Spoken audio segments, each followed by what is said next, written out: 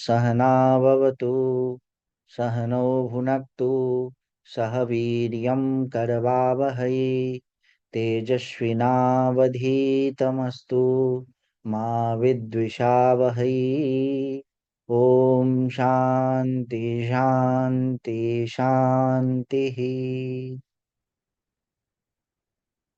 तो हम लोग पूज्य शंकराचार्य जी के साधन पंचकम का अध्ययन कर रहे थे, और अध्ययन करते करते हम लोगों ने दूसरे श्लोक के जो उपदेश है, वो 8वें उपदेश तक हम लोग आ गए थे।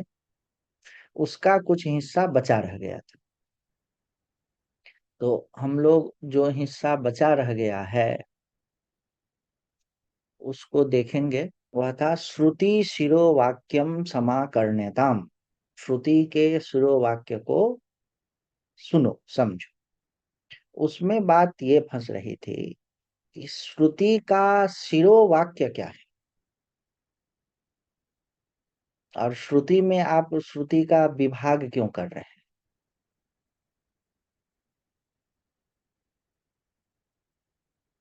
श्रुति में जो सिर और पैर ऐसा क्यों कर रहे हैं भाई। श्रुति तो श्रुति है, उसकी सब बात मानिए। अष्टम वाक्य क्या था? श्रुति शिरोवाक्यम समाकर्ण्यताम।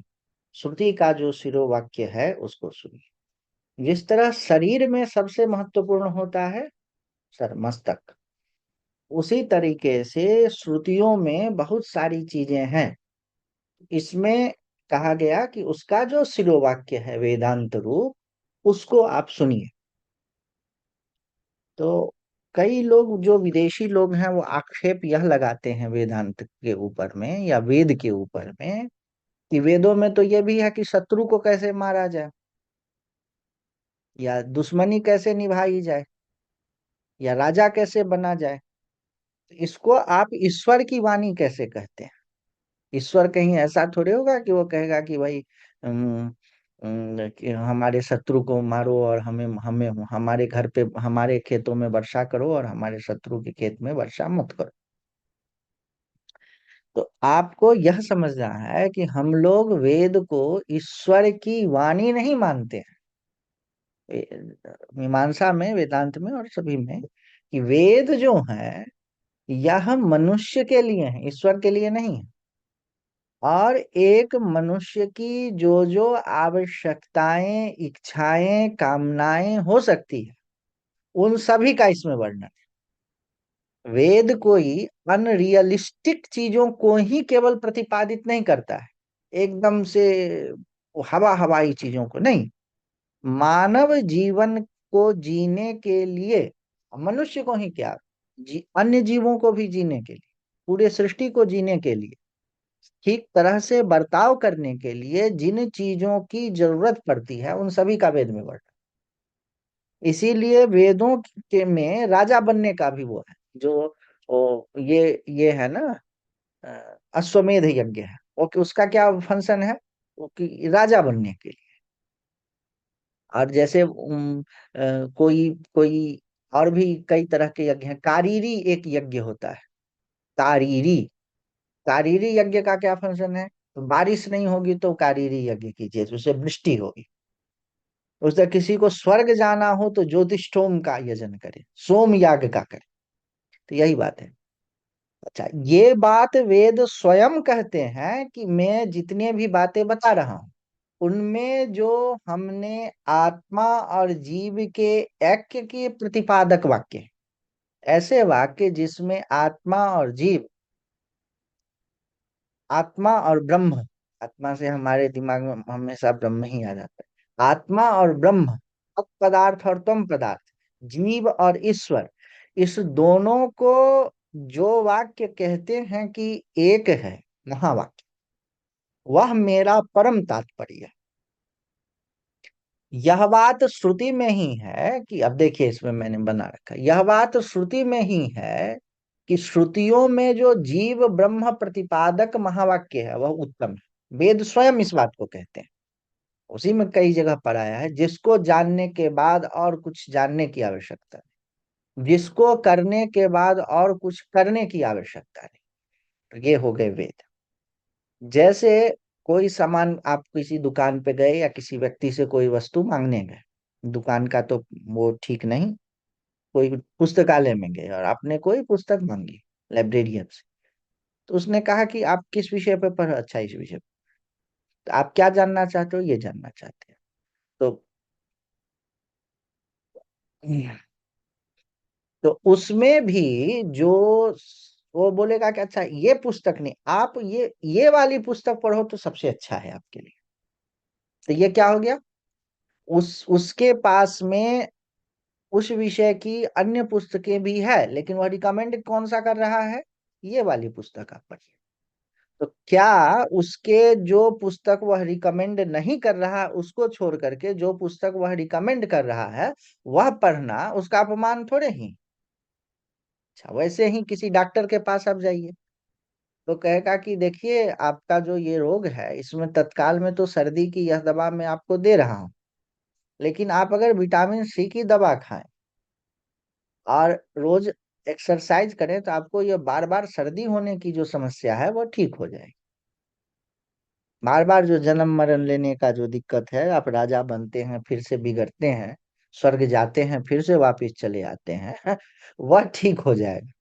तो वेदों का यह परम तात्पर्य यह है, उसका परम, वो क्या कहेंगे, जो एकदम निष्कृष्ट निर्णय है कि हमारे पास में सभी सामग्रियां हैं।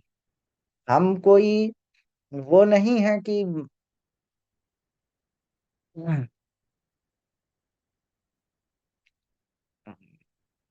ऐसे हैं कि हमारे पास में आपके जीवन की सभी आवश्यकताओं को, आपकी भावनाओं को, इच्छाओं को, आपकी कमियों को, आपकी अच्छाइयों को, आपकी बुराइयों को मैं नहीं समझता हूं, ऐसी बात नहीं है। लेकिन हमारे पास में जो बेस्ट चीज है वह है श्रुति।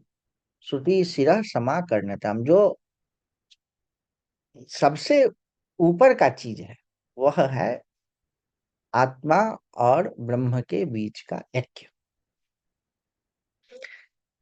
वही बात इसमें का, वेदों में स्वर्ग प्राप्ति का भी उपाय है, राज्य प्राप्ति का भी उपाय है, और शत्रु को नष्ट करने का भी उपाय है। शत्रु को नष्ट करने के लिए वेद में एक याग आता है, उसको बोलते हैं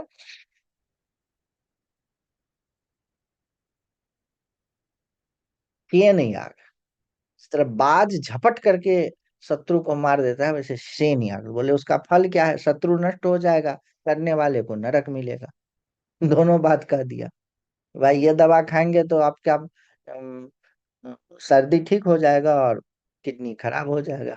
तो शेन याग, लेकिन जो वेदों में तो शत्रु को भी नष्ट करने का उपाय, लेकिन वेद स्वयं कहते हैं कि इन सब चक्करों में न पड़ो, जो तत्पदार्थ त्वम पदार्थ ईश्वर और जीव के बीच का जो ऐक्य है उस अभेद उपदेश को सुनना चाहिए। ये वेदों का ही वचन है। अब हम लोग आ जाते हैं, ये तो समाप्त हो गया। दूसरा श्लोक समाप्त हो गया। अब हम लोग कहाँ आ जाएंगे, तीसरे श्लोक। तीसरे श्लोक की क्या है, वाक्यार्थ, वाक्यार्थश्च विचार्यताम, वाक्य के अर्थ का विचार करना चाहिए। वाक्य क्या है, वाक्य हम लोग इसको कहते हैं कोई भी मीनिंगफुल जो वो है,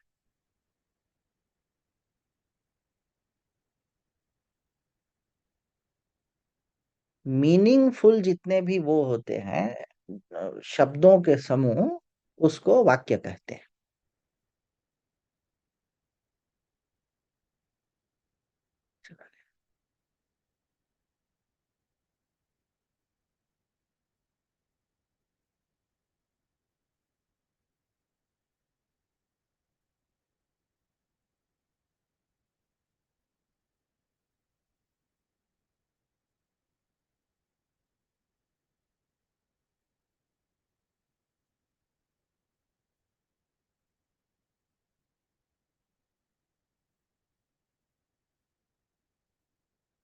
वाक्य के अर्थ का विचार करो, इतना तो आप लोग को स्पष्ट हो गया, इसमें कोई है नहीं। अब आपको यह समझना है कि महावाक्य किसको बोलते हैं। महावाक्य का मतलब बहुत बड़ी बात किसी ने कह दिया वो नहीं। महावाक्य का मतलब होता है, महावाक्य के स्पेसिफिक टर्म है, साहित्य में अलग होता है, वेदांत में अलग। महावाक्य एक स्पेसिफिक टर्म है, ऐसे वाक्य जिसमें जीव और ब्रह्म के बीच के एकता को बताया जाता है, वह महावाक्य। महावाक्य का महत्व आप समझिएगा तो आपको लगेगा। देखिए, आप जो भी वाक्य बोलते हैं, राम खाता है, सीता जाती है, रावण लड़ता है, मोती महंगा है, इन सारे वाक्यों में किसी एक विषय के बारे में कहा जाता है, ठीक, या दो विषय के बारे में। मुख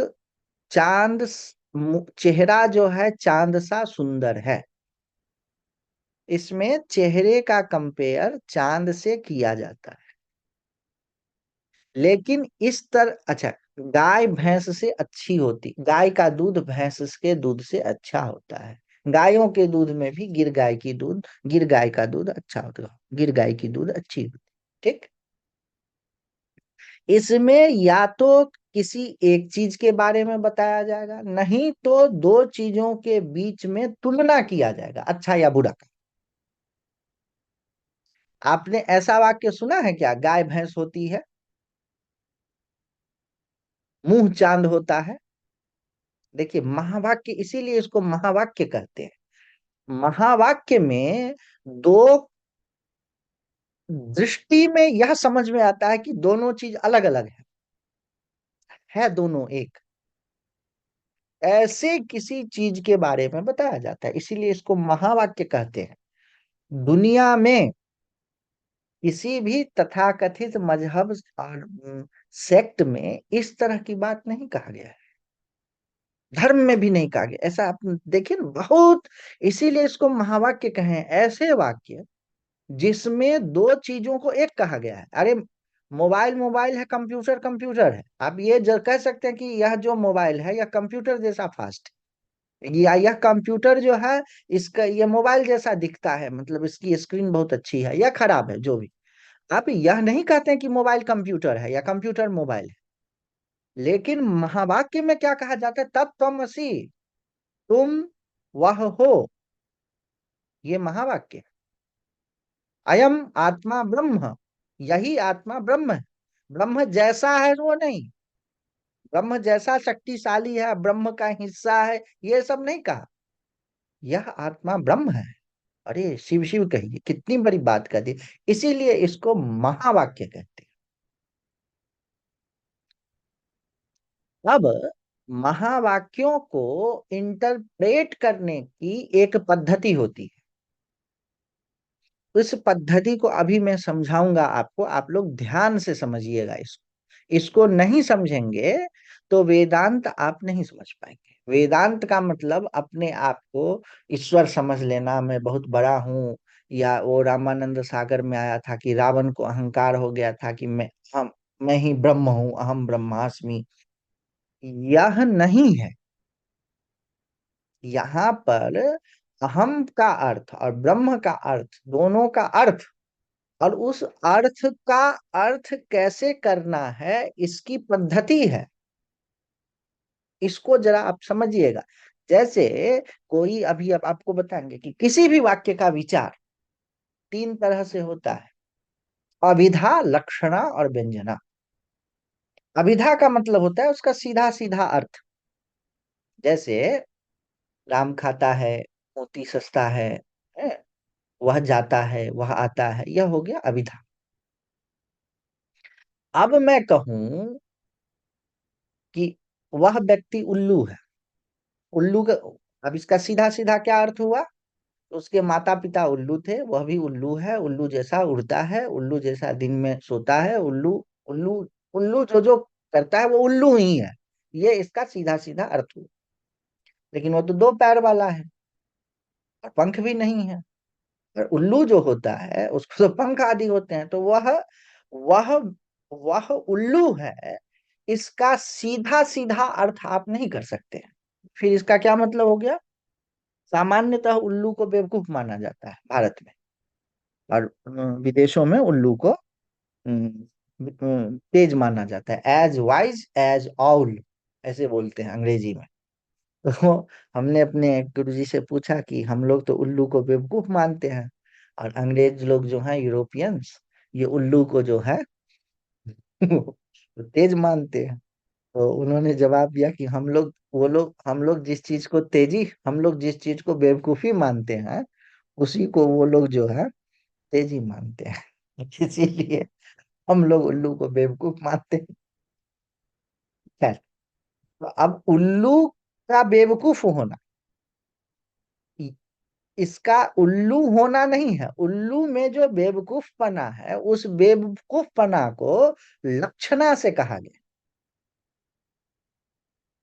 अब एक प्रसिद्ध उदाहरण वेदांत में आता है, गंगायाम घोषः।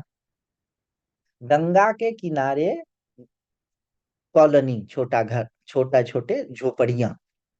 तो गंगा क्या होती हैं? गंगा तो जो चलते हुए जल का प्रवाह है, उसको गंगा कहते हैं। उसमें किसी का घर हो नहीं सकता है। तो गंगायाम घोषा का क्या मतलब हो गया? कि गंगा के अत्यंत नजदीक वह घर, वह घरों का समूह है। कॉलोनी, छोटी कॉलोनी, घोष का मतलब होता है छोटी छोटी झोपड़ियों के बने हुए घर। तो गंगायाम घोषा का क्या मतलब हो गया? उसके अत्यंत नजदीक है। यह क्या क्यों लिया गया? क्योंकि सीधे सीधे अर्थ उसका नहीं निकाल सकते हैं। तो फिर हम लोग को क्या करना पड़ा?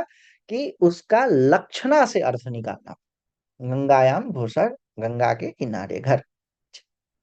और इसी लक्षणा का एक विस्तार होता है, उसको कहते हैं व्यंजना। व्यंजना में लक्षणा से भी और गहरा अर्थ लिया जाता है। जैसे गंगायाम घोषः का अभिधा से अर्थ नहीं निकला, वाच्यार्थ उसका नहीं निकला, क्योंकि गंगा में घर हो नहीं सकता। तो उसका लक्षणा क्या किया? कि गंगा के नजदीक। और व्यंजना क्या हो गया? कि जिस तरह गंगा जी के किनारे पवित्रता होती है, शीतलता होती है, उसी तरह से वह जो कॉलोनी है, वह जो छोटे छोटे झोपड़ियों का समूह है, उसमें उसी तरह की पवित्रता और शीतलता मिलती है। ये क्या हो गया? व्यंजना। इसी को अब सड़क पर ले लीजिए, सड़क के उदाहरण पे। कोई कहता है कि भैया हम प्रयाग आएंगे, आपका घर कहाँ है? तो बोलेगा कि एकदम फला जगह पर उतरिएगा और वहां से आगे बढ़िएगा, और वो थोड़ी सी आगे बढ़ के बाएं एक सड़क आएगी, उस सड़क पर ही घर है। अब सड़क पर घर कैसे होगा? जहां पर घर होगा तो वो सड़क नहीं कहलाएगा, सड़क होगा तो वो घर नहीं कहलाएगा। उसका अभिधा से, वाच्यार्थ से डायरेक्ट मीनिंग उसका नहीं निकलेगा। तो हम लोग को सहारा क्या चीज का लेना पड़ेगा? लक्षणा का। अच्छा, सड़क का घर, सड़क पर घर का क्या मतलब हो गया? सड़क के एकदम नजदीक घर है, ये क्या हो गया? लक्षणा। और व्यंजना यह हो गया कि आपको मेरे घर आने में दिक्कत नहीं होगी, आप पहुंचिएगा और तुरंत पहुंच जाइएगा। व्यंजना ये उसका हिडन मीनिंग हो गया, या एक्सटेंडेड मीनिंग हो गया। ठीक है। तो वेदांत में अभी जो हम लोग विचार कर रहे हैं, तो जिस तरह से वह उल्लू है,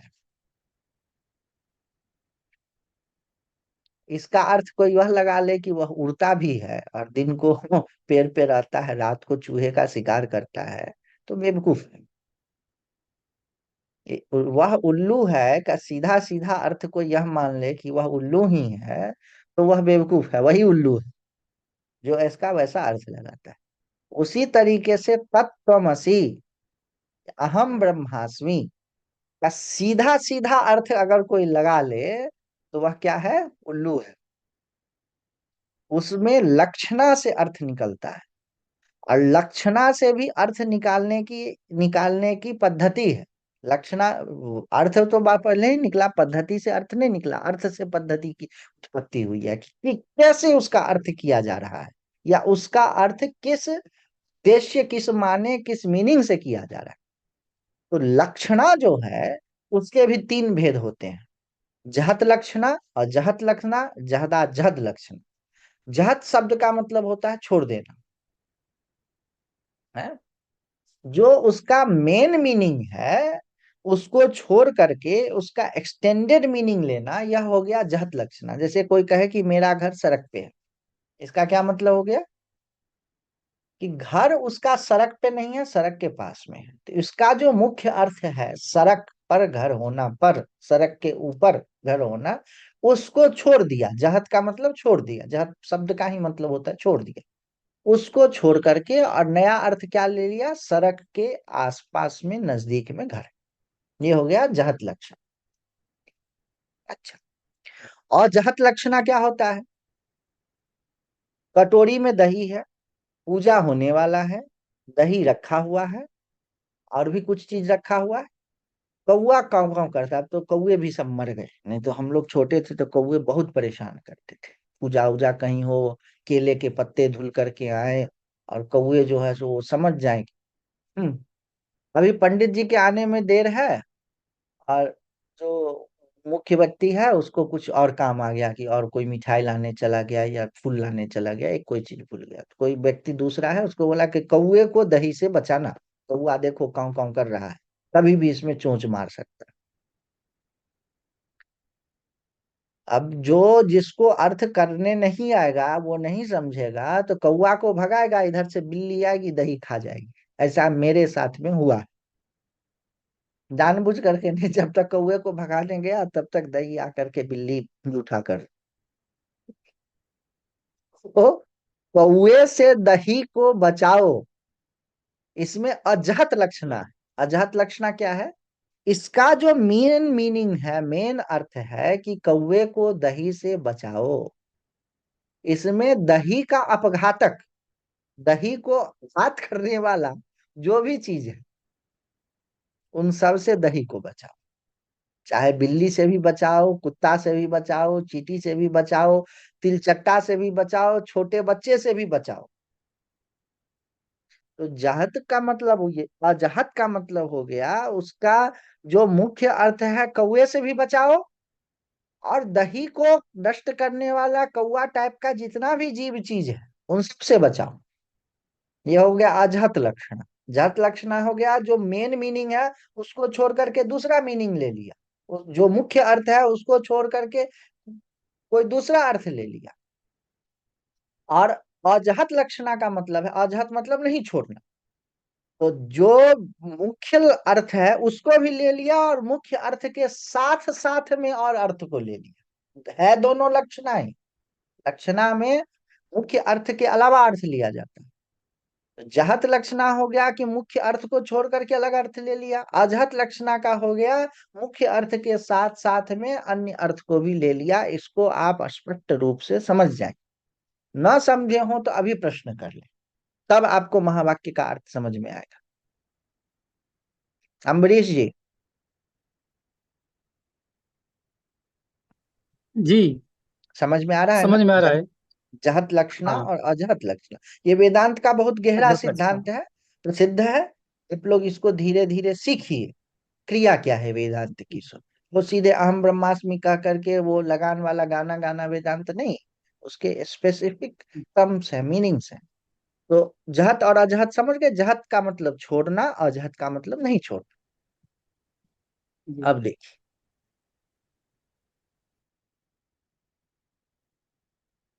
वेदांत में जो अर्थ किया जाता है, ये छोटा कैसे हो इसको भाई,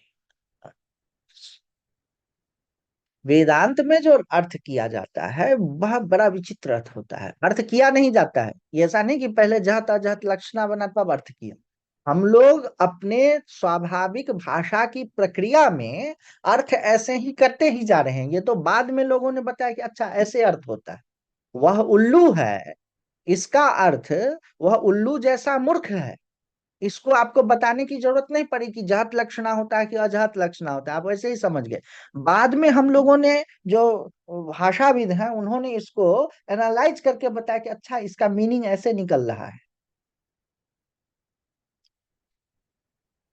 तो उसी तरीके से वेदांत में जो अर्थ किया जाता है, या जैसे जहत अजहत लक्षणा न भी पढ़ते हो तो भी कैसे अर्थ किया जाता है उसके लिए है।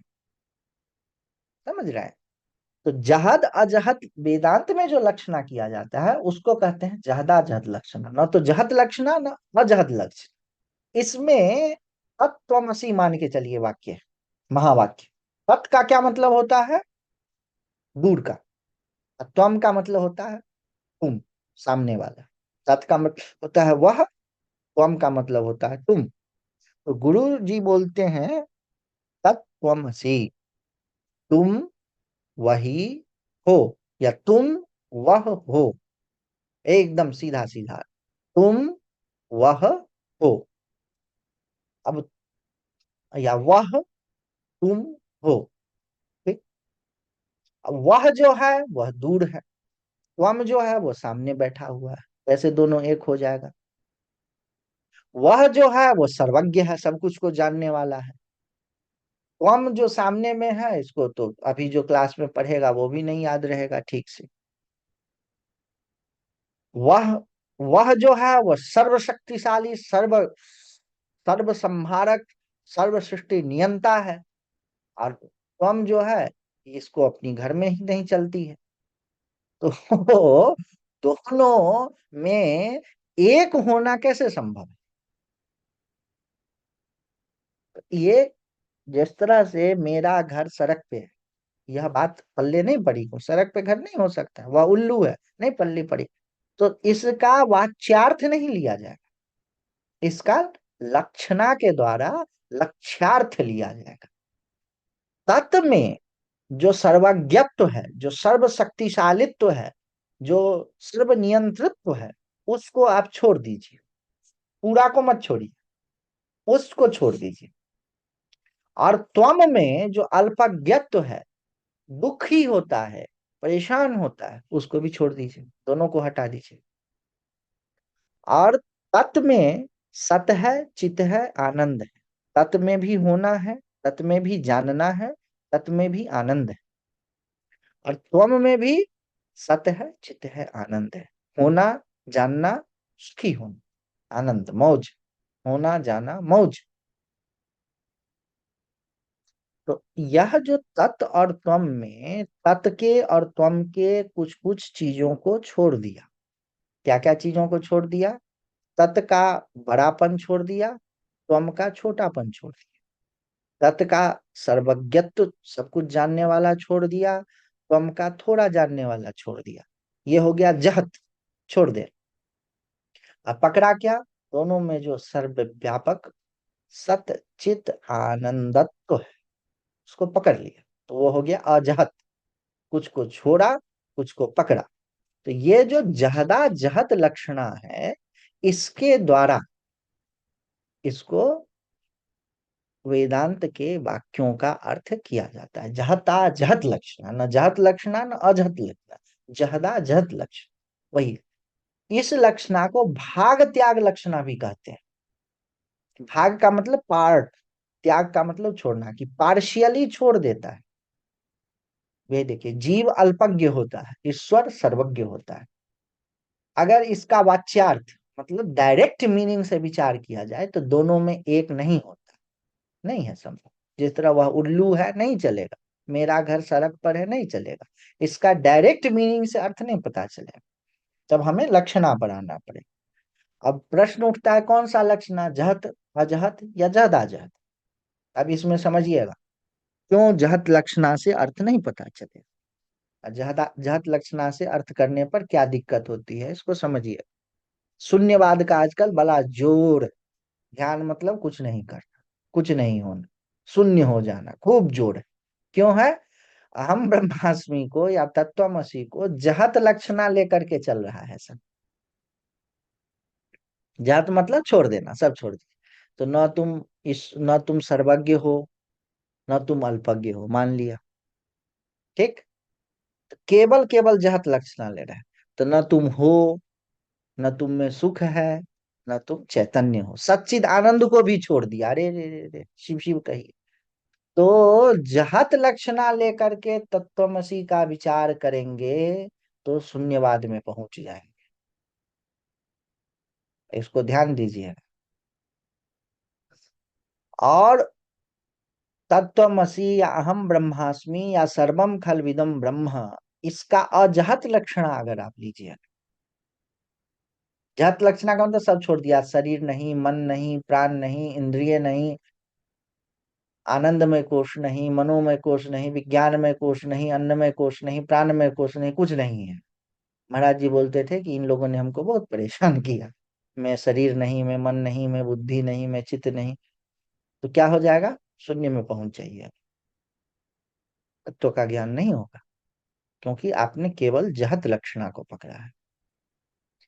और अगर आप केवल अजहत लक्षणा लेंगे कि कुछ नहीं छोड़ेंगे, जैसे देखिए, एक बात तो ये भी हो सकती है कि सब कुछ ब्रह्म है, रोटी ब्रह्म है, कपड़ा ब्रह्म है, वस्त्र ब्रह्म है, लड़ाई ब्रह्म है, झगड़ा ब्रह्म है ना? क्यों किसी को छोड़ना? जैसा चल रहा है चलने दीजिए, दुख भी ब्रह्म है, मौज लीजिए, है? तो जीवन में फिर ज्ञान नहीं हो, ऐसा भी है कुछ लोग, एक्सेप्ट एवरीथिंग। उसने क्या किया, वेदांत का अर्थ अजहत लक्षणा से ले लिया। तो शून्यवादी ने क्या किया, नथिंगनेस, कुछ नहीं, तो वो क्या कर लिया, जहत लक्षणा को पकड़ लिया। हाँ, समझिएगा कैसे कैसे दर्शनों की उत्पत्ति हो जाती है, भ्रांत दर्शनों की उत्पत्ति हो जाती है।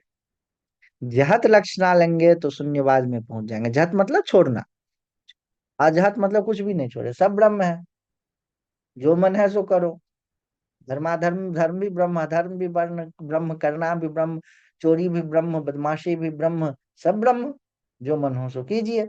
अगर ऐसी दृष्टि हो गई अजहत लक्षणा पूर्वक, तो आप की दुख की निवृत्ति नहीं, चलते रहेगा, उससे कोई वो है नहीं, दुख की निवृत्ति नहीं होगी, यहाँ से वहां, यहाँ से वहां भटकते रहेंगे। अतः जहत लक्षणा से भी तत्वमसी का निर्णय नहीं होगा, अजहत लक्षणा से भी नहीं होगा, बल्कि इसका निर्णय होगा जहदा जहत लक्षणा से, जिसमें कि सर्वज्ञत्व और अल्पज्ञत्व। सर्वज्ञ कौन है, ईश्वर, तत्, ब्रह्म। और अल्पज्ञ कौन है, जीव, त्वम। हम्म, वो अल्पज्ञ है, कम जानता है, थोड़ा उसकी लिमिटेड नॉलेज, लिमिटेड नॉलेज के ही कारण दुखी होता है। तो इस दोनों को छोड़ दिया, सर्वज्ञत्व को भी छोड़ दिया और अल्पज्ञत्व को भी छोड़ दिया, और जो सत्य और चित्त और आनंद स्वरूप है उसको नहीं छोड़ा, अजहत किया, कुछ हिस्सा को छोड़ा, कुछ हिस्सा को पकड़ा, तब जाकर के जो निर्णय होता है वेदांत का, वह पक्का खड़ा खड़ा चले। इसको बोलते हैं वाक्यार्थस, वाक्यार्थश्च विचार्यताम, वाक्य के अर्थ का विचार करो। ये हो गया वाक्य के अर्थ का विचार। वाक्य क्या है, महावाक्य। महावाक्य किसे कहते हैं, ऐसे वाक्य जिसमें ब्रह्म और जीव दोनों की एकता को बताया गया है। इस तरह के वाक्य आपको लिटरेचर में लाखों लाख वाक्य पढ़ जाइए, आपको दो चीजों के बीच में सिमिलैरिटी कहने वाले तो मिलेंगे, मुख चांद सा, है ना? उसको बोलेंगे कालिदास जो है, दक्षिण वहां के शेक्सपियर है, ऐसे तुलना की, है ना? वह बहुत अच्छा है, वह बहुत बुरा है, तुलना, उसका गुण दोष विशेषण तो बताएगा कि, लेकिन दो चीज एक ही है, ये जिसमें प्रतिपादन किया जाता है उसको कहते हैं महावाक्य। और महावाक्य का निर्णय कैसा होता है, तो अभिधा, अभिधा का मतलब ही वाच्यार्थ होता है, वाच्यार्थ के द्वारा न हो करके लक्षणा के द्वारा होता है। और वह लक्षणा कैसी होती है, न जहत न अजहत, बल्कि जहता जहत लक्षणा से होती है। तो आज इसको यहीं रोकते हैं। ओ पूर्णमदः पूर्णमिदं पूर्णात् पूर्णमुदच्यते, पूर्णस्य पूर्णमादाय पूर्णमेवावशिष्यते। ओम